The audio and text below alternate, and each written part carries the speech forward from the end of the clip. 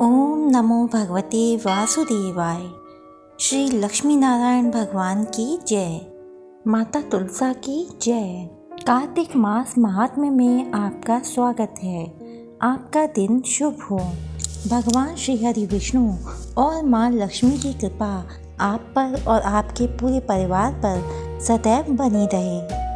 तो भक्तों, भगवान श्री हरि विष्णु और माँ लक्ष्मी का स्मरण करते हुए सुनिए कार्तिक मास महात्म्य का अध्याय 27। पार्षदों ने कहा, एक दिन की बात है, विष्णुदास ने नित्य कर्म करने के पश्चात भोजन तैयार किया, किंतु कोई छिपकर उसे चुरा कर ले गया। विष्णुदास ने देखा भोजन नहीं है, परंतु उन्होंने दोबारा भोजन नहीं बनाया, क्योंकि ऐसा करने पर सायंकाल की पूजा के लिए उन्हें अवकाश नहीं मिलता। अतः प्रतिदिन के नियम का भंग हो जाने का भय था। दूसरे दिन पुनः उसी समय पर भोजन बनाकर वे ज्यों ही भगवान विष्णु को भोग अर्पण करने के लिए गए, त्यों ही किसी ने आकर फिर सारा भोजन हड़प लिया। इस प्रकार 7 दिनों तक लगातार कोई उनका भोजन चुरा कर ले जा रहा था। इससे विष्णुदास को बड़ा विस्मय हुआ। वे मन ही मन इस प्रकार विचार करने लगे, अहो, कौन प्रतिदिन आकर मेरी रसोई चुरा ले जाता है। यदि दोबारा रसोई बनाकर भोजन करता हूँ तो सायंकाल की पूजा छूट जाती है। यदि रसोई बनाकर तुरंत ही भोजन कर लेना उचित हो तो मुझसे यह ना होगा, क्योंकि भगवान विष्णु को सब कुछ अर्पण किए बिना कोई भी वैष्णव भोजन नहीं करता। आज उपवास करते मुझे 7 दिन हो गए। इस प्रकार मैं व्रत में कब तक स्थिर रह सकता हूँ। अच्छा, आज मैं रसोई की भली भांति रक्षा करूँगा। ऐसा निश्चय करके भोजन बनाने के बाद वे वहीं कहीं छिपकर खड़े हो गए। इतने में ही उन्हें एक चांडाल दिखाई दिया, जो रसोई का अन्न हर कर जाने के लिए तैयार खड़ा था।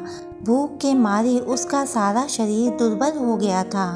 मुख पर दीनता छा रही थी। शरीर में हाड़ और चाम के सिवा कुछ शेष नहीं बचा था। उसे देखकर श्रेष्ठ ब्राह्मण विष्णुदास का हृदय करुणा से भर आया। उन्होंने भोजन चुराने वाले चांडाल की ओर देखकर कहा, भैया जरा ठहरो ठहरो, क्यों रूखा सूखा खाते हो, यह घी तो ले लो। इस प्रकार कहते हुए विप्रवर विष्णुदास को आते देख वह चांडाल भय के मारे बड़े वेग से भागा और कुछ ही दूरी पर मूर्छित होकर गिर पड़ा।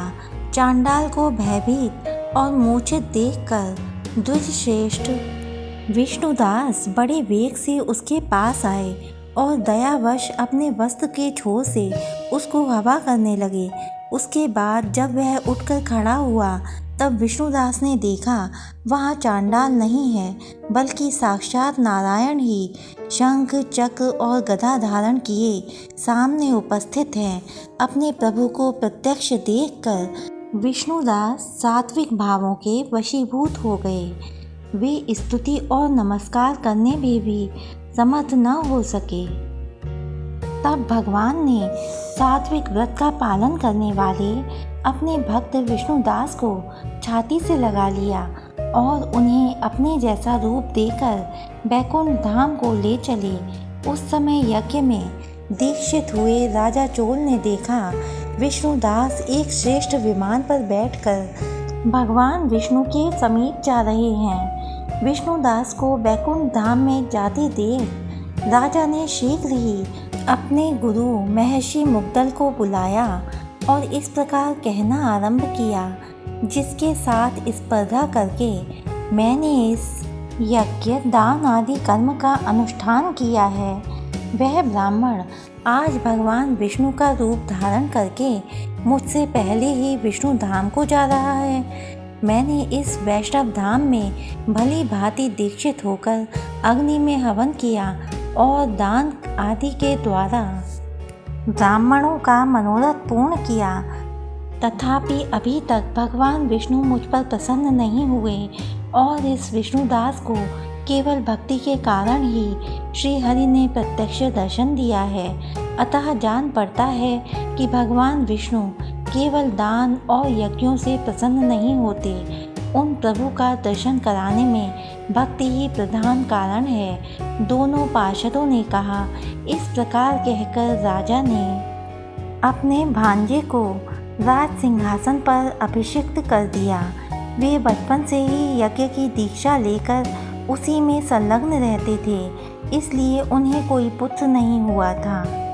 यही कारण है कि उस देश में अब तक भांजे ही राज्य के उत्तराधिकारी होते हैं। भांजे को राज्य देकर राजा यज्ञशाला में गए और यज्ञ कुंड के सामने खड़े होकर भगवान विष्णु को संबोधित करते हुए 3 बार उच्च स्वर में निम्नांकित वचन बोले।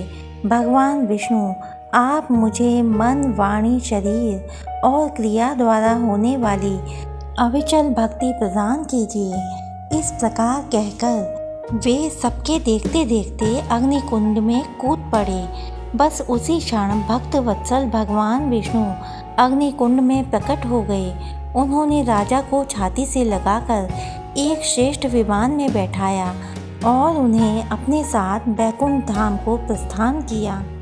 नारद जी बोले, हे राजन, जो विष्णुदास थे वे तो पूर्णशील नाम से प्रसिद्ध भगवान के पार्षद हुए और जो राजा चोल थे उनका नाम सुशील हुआ।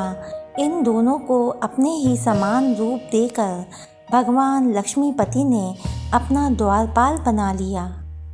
तो भक्तों, अभी आपने सुना कार्तिक मास महात्म्य का अध्याय 27। इससे अगला अध्याय सुनने के लिए हमारे चैनल को सब्सक्राइब कीजिए, वीडियो को लाइक कीजिए और ज़्यादा से ज़्यादा ये वीडियो ऐसे लोगों में शेयर कीजिए जो इस तरह की धार्मिक वीडियोस सुनना और देखना पसंद करते हैं। धन्यवाद।